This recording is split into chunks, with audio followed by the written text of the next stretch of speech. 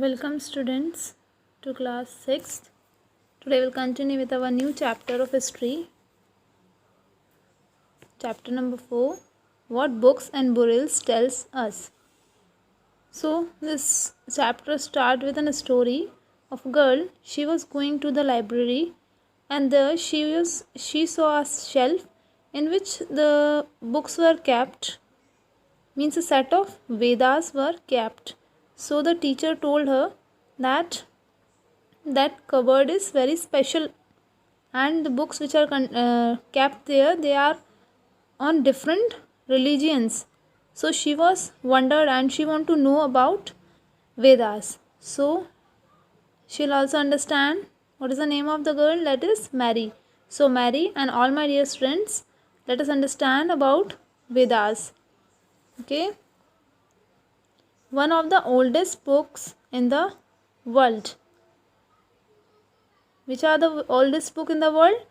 That are the Vedas. So can anyone tell me how many kinds of Vedas are there? There are 4 Vedas. Which are they? The Rig Veda, Sam Veda, Yajur Veda and Atharva Veda. Let us read the paragraph. You may have heard about the Vedas. There are 4 of them. The Rig Veda, Sam Veda, Yajur Veda and Atharva Veda. And which is the oldest Veda?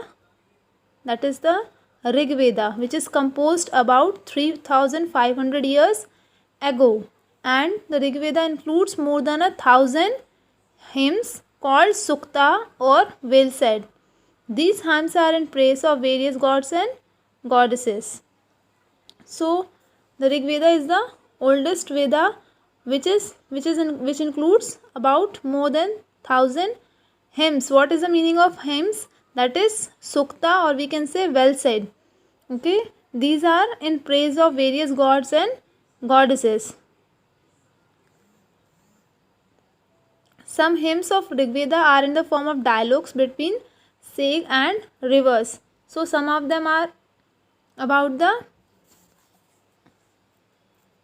in the form of a dialogue between Vishwamitra and 2 rivers. Which are the 2 rivers? That are Beas and Satluj. And these 2 rivers are worshipped as goddesses. Okay. 3 gods are especially important: Agni, the lord of fire; Indra, a warrior god; and Soma, a plant from which a special drink was prepared. These hymns were composed by Sax. Priests taught students to recite and memorize each syllable, word, and sentence bit by bit with great care. Most of the hymns were composed, taught, and learned by men. A few were composed by women. The Rig Veda is in the Old and Vedic Sanskrit, which is different from the Sanskrit you have learned in your school days. That means there are 3 gods which are especially important. What are they? They are Agni, the lord of fire; then Indra, second one, a warrior god; and third, Soma, which is a plant from which a special drink was prepared. And these hymns were composed by Sax. What is the meaning of Sax? That is rishis. And priests taught students to recite and memorize.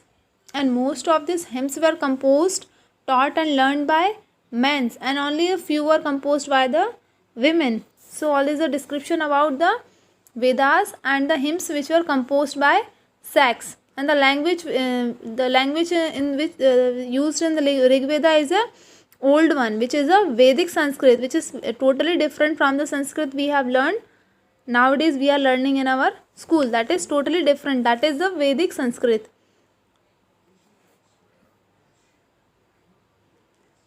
It is a description about Sanskrit and other languages.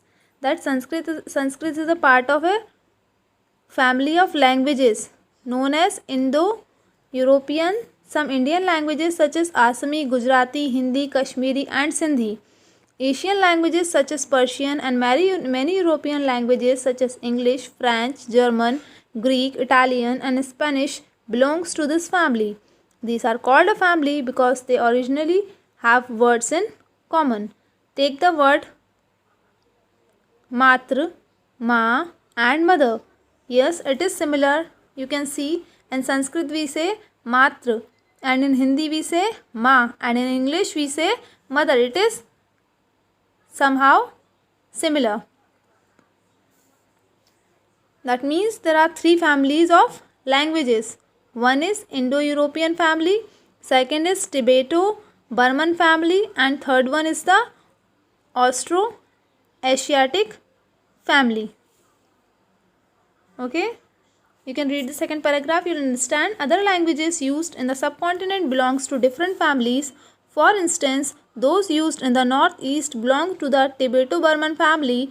Tamil, Telugu, Kannada and Malayalam belongs to the Dravidian family, and the languages spoken in Jharkhand and parts of central India belongs to the Austro-Asiatic family.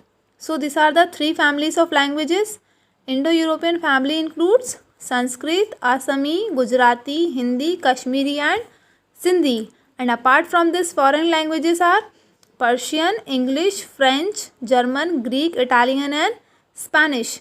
And in Tibeto-Burman family, the languages which were spoken in northeast states comes under this family, and then Austro-Asiatic family, languages spoken in Jharkhand and parts of central India belongs to this family group. So these are the three family groups.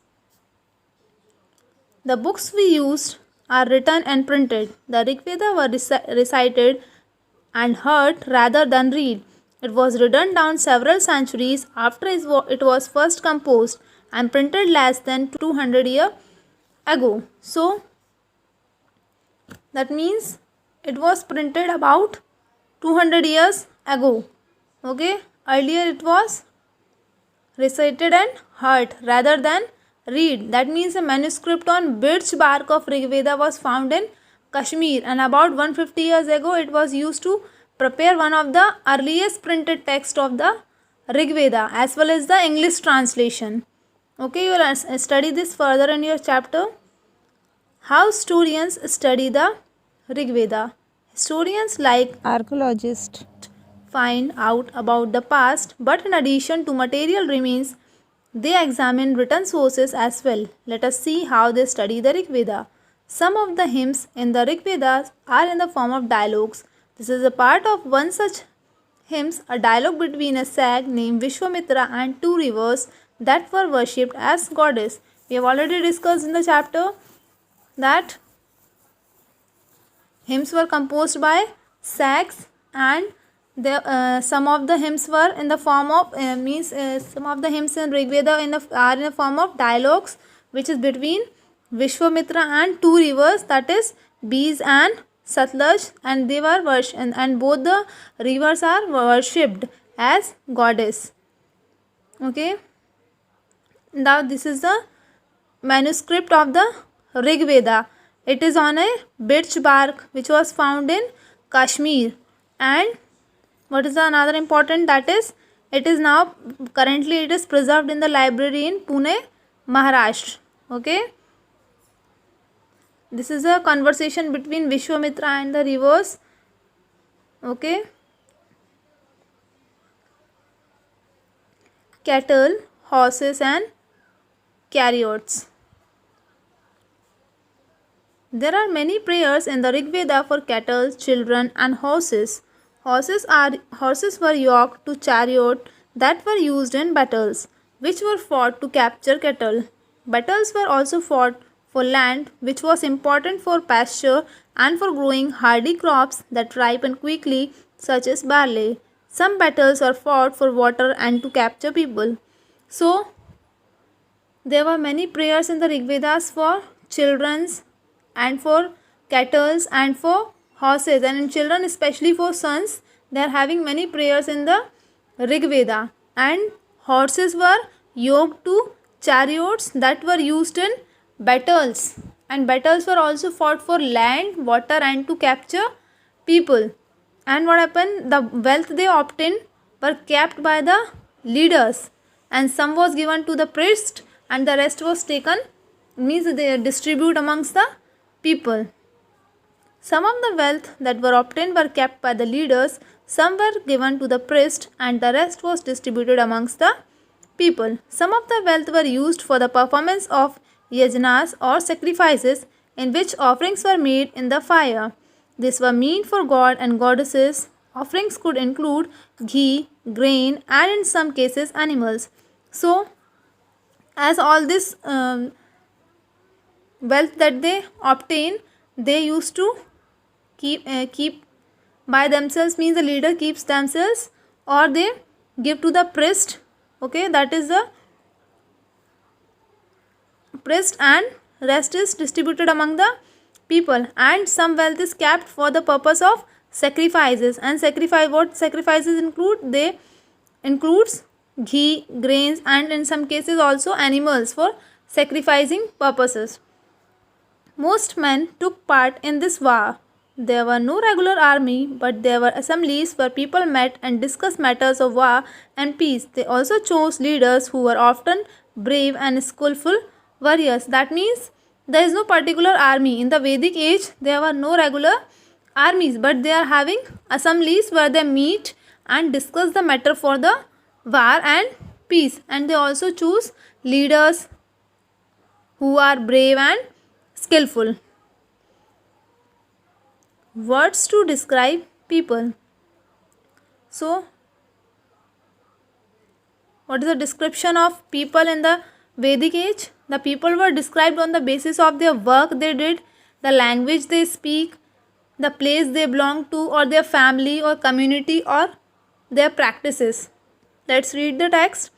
It will be more clear. There were several ways of describing people in terms of the work they do, the language they speak, the place they belong to, their families, their communities, and cultural practices. Let us see some of the words used to describe people found in the Rig Veda.